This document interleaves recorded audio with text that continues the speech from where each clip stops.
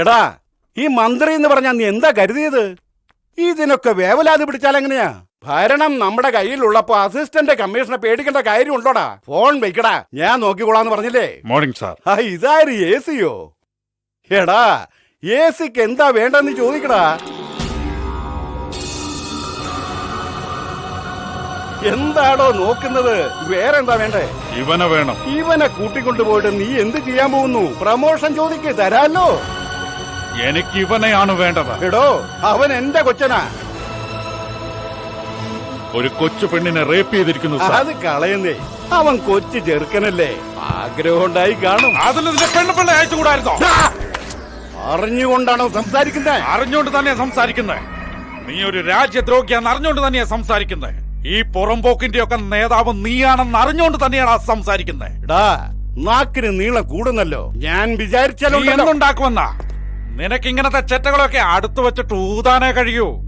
AC-യുടെ power നിനക്കറിയില്ല. എന്നെ നിനക്ക് മനസ്സിലായിട്ടില്ല. ആരടാ നീ? ദൈവമാണ്. ഭരണത്തിലിരുന്നാ എന്തുവാകാവുന്നു? അല്ല, ജീവിതകാലം മുഴുവൻ നീ ഭരണത്തിലിരിക്കുമെന്നാണോ വിചാരം? നിനക്ക് ഇങ്ങനെ കണ്ടവർക്ക് മാമാപ്പണി ചെയ്യാൻ നാണമില്ലേ? നിന്നെ പോലെ തരം താഴ്ന്ന ചെറ്റകൾ ഉള്ളതുകൊണ്ടാണ് ഈ നാടിങ്ങനെ കുട്ടിച്ചോറായത്. നിന്നെ പോലുള്ള അഴിമതിക്കാരുള്ളത് കൊണ്ടാണ് ആ താന്നോതികൾ തലപൊക്കുന്നത്. കൊള്ളാമല്ലോ, പഠിപ്പിക്കുകയാണല്ലേ. നേരാടാ, ഇവനെ പോലെയുള്ളവരെ ഞാനാണ് വളർത്തുന്നത്. ഇവരെ കൊണ്ടാണ് പിക് പോക്കറ്റ് മുതൽ ഇലക്ഷൻ വരെ നിയന്ത്രിക്കുന്നത്. ഞാൻ ചെയ്യും. നിന്നെ കൊണ്ട് എന്ത് ചെയ്യാൻ കഴിയുമെന്ന് പറ.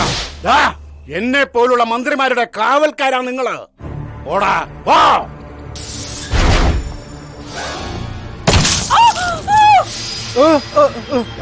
വേണ്ട, പറയുന്നത് കേക്ക.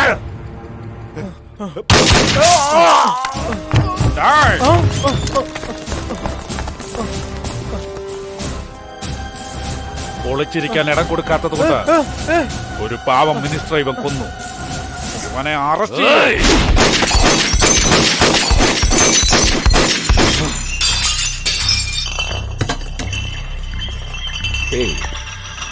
എന്തിനാ ഇത്ര ദേഷ്യപ്പെടുന്നത്? അവൻ അങ്ങനെ അടങ്ങുന്നവനല്ല. ഒരേ ഒരു കാര്യം ഒഴിച്ച്. എന്താ അത്? Sentiments, family sentiments.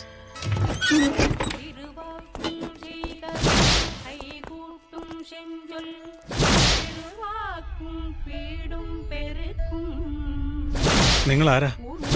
സാറേ, ഞാൻ RDX എന്ന് പറഞ്ഞ അയ്യോ, വെടിമരുന്നല്ല, എന്റെ പേരങ്ങനെയാ. നിങ്ങൾക്ക് എന്താ വേണ്ടത്? സാറേ, ഞാന് അബ്ദുള്ള, സദാ, എന്റെ അനിയൻ റോബർട്ട് എന്ന് ഞങ്ങൾ മൊത്തം 4 പേരാ. ഞങ്ങളിങ്ങനെ ചെറിയ വെട്ട്, കുത്ത്, കൊല, കേസ്, കോടതി എന്നിങ്ങനെയൊക്കെ പറഞ്ഞ് ഞങ്ങളെ കൊണ്ട് കഴിയാവുന്നതൊക്കെ ചെയ്ത് ഇങ്ങനെയൊക്കെ അങ്ങ് ജീവിച്ചു പോകുന്നു. ഞങ്ങളുടെ ജീവിതമാണേ. അത് ചെയ്യരുതെന്ന് പറഞ്ഞാൽ എങ്ങനെയാ? ഞങ്ങൾക്കും ജീവിക്കണ്ടേ സാറേ? ആരാടാ നീ? നമസ്കാരം സാറേ, നമസ്കാരം.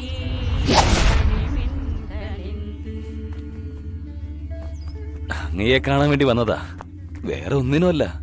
എന്റെ ആളുകളെ, എന്റെ ജീവന്റെ ജീവനായ അനിയനെ ഒരു കാര്യമില്ലാതെ നിങ്ങളുടെ മകൻ ജയിലിലടച്ചിരിക്കുക. അവരൊന്ന് പുറത്തിറങ്ങണം. എനിക്കത് മാത്രം മതി. അത് നിങ്ങൾ വിചാരിച്ചാൽ മാത്രമേ നടക്കുമെന്നറിയാം. അക്കാര്യത്തിൽ നിങ്ങളൊന്ന് മനസ്സ് വെച്ചാ ഏകദേഹം കേൾക്കും. എല്ലാവരും അറിയപ്പെടുന്നൊരു കുടുംബമല്ലേ നിങ്ങളുടേത്? ദാനശീലത്തിൽ പേര് കേട്ട കുടുംബം. നല്ല ഭംഗിയുള്ള കുട്ടികൾ. ഇത്രയും സ്നേഹമുള്ള ഈ കുടുംബത്തിൽ ഒരാൾ മരിച്ചാൽ പോലും താങ്ങാൻ കഴിയില്ല. ഞങ്ങൾക്ക് കൊല്ലുക എന്നത് പിള്ളേരുകളി പോലെയാ. എന്തോ പറയാനുള്ളത് പറഞ്ഞു തന്നേ ഉള്ളൂ. അവിടുന്ന് തന്നെ തീരുമാനിച്ചാണ്. ആരോടാണ് സംസാരിക്കുന്നത് അറിയില്ല നിനക്ക്. വേഗം പോയിക്കോ, അവൻ വരുന്ന സമയമാണിപ്പോ. അവൻ വന്നു കഴിഞ്ഞാ കുഴിച്ചിടാൻ നിന്റെ ശവം കാണില്ലെന്നോർത്തോ. ഇപ്പൊ ശവമാകുന്നത് ആരെന്ന് കാണാ.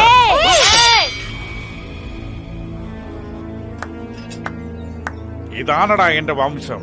സിംഹക്കുട്ടികളാണടാ. ഭയമെന്നൊരു വാക്ക് ഞങ്ങളുടെ പരമ്പരയിലില്ല. നിന്നെ മെരുക്കാൻ ഇവര് മതി. വലിച്ചോണ്ട് പോടാ.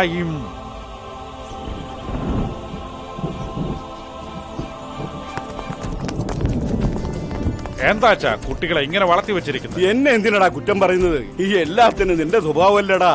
എന്നോട് തങ്കം, ഇത്രയും വലിയ കത്തി വെച്ചാണോ കളിക്കുന്നത്? അമ്മാവൻ എന്താണ് വെച്ചിരിക്കുന്നത്? നിന്നെ ഞാൻ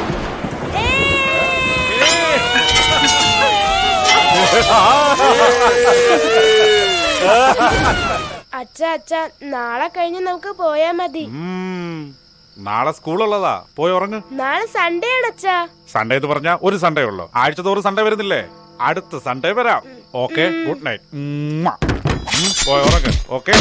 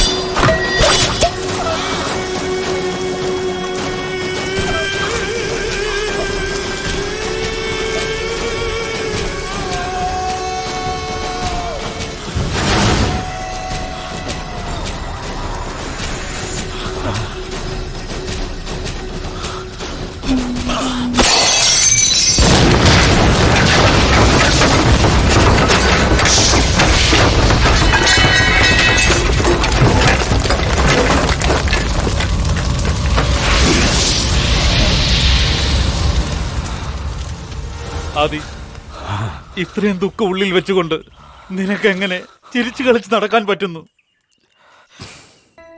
സ്വന്തം മകനേക്കാളും സ്നേഹിച്ചു വളർത്തിയ അച്ഛന്റെ സ്നേഹം, ലാളിച്ചു വളർത്തിയ അമ്മയുടെ മുഖം, നിഷ്കളങ്കതയോടെ ചിരിക്കുന്ന എന്റെ അനുജത്തി, ഇതാണ് അച്ഛൻ എന്നെ ജീവിക്കാൻ പ്രേരിപ്പിച്ചത്. എന്റെ കൺമുന്നിൽ എന്റെ കുടുംബത്തെ ചുട്ടു കൊന്നത്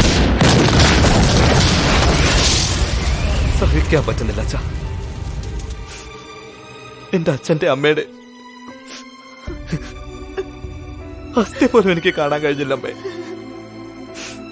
ആ ലൈബ്രറിയിലുള്ള ഓരോ ചുടുകട്ടയിലും ഇരിക്കുന്ന ചുവപ്പ് ചുടുകട്ടയുടെ നിറമല്ല അച്ഛാ, ചുട്ടുകൊന്ന എന്റെ കുടുംബത്തിന്റെ രക്തമാണത്. ഇവന്മാരോടെല്ലാം പകരം ചോദിക്കാൻ വേണ്ടി മാത്രമാണ് ദൈവം എന്നെ ചാവാൻ അനുവദിക്കാഞ്ഞത്.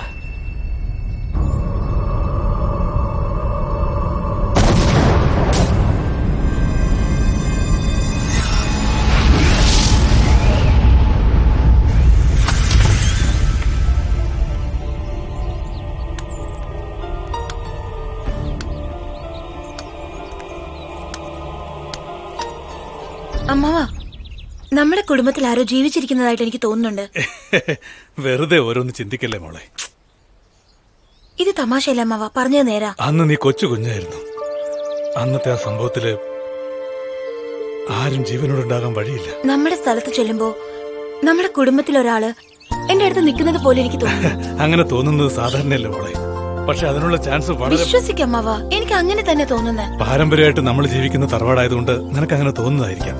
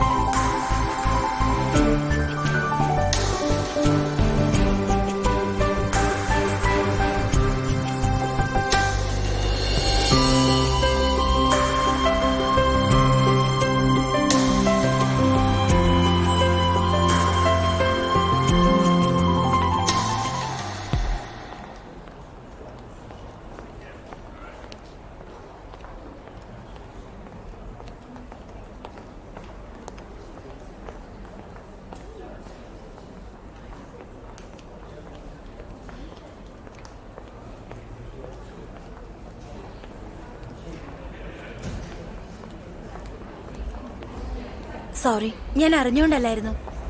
അല്ല, ഞാനാ അറിയാതെ ഇടിച്ചത്. എന്താന്നറിയില്ല ആദി, നിന്നെ കാണുമ്പോൾ എന്റെ കുടുംബത്തിലുള്ള എല്ലാവരും എന്റെ കൂടെ ഉള്ളതുപോലെ തോന്നുന്നു. എവിടെയാണെന്നറിയില്ല, പക്ഷെ ഞാൻ നിന്നിലേക്ക് ഒരുപാട് അടുത്തു കഴിഞ്ഞു. സോറി അഞ്ജലി, നീ എന്റേതാണെന്ന് തോന്നിയാലും നിന്റെ ഓർമ്മകളിൽ മാത്രമേ എനിക്ക് ജീവിക്കാൻ കഴിയൂ. കാരണം ഈ ജീവിതയാത്ര എവിടെ എത്തുമെന്ന് എനിക്കറിഞ്ഞൂടാ.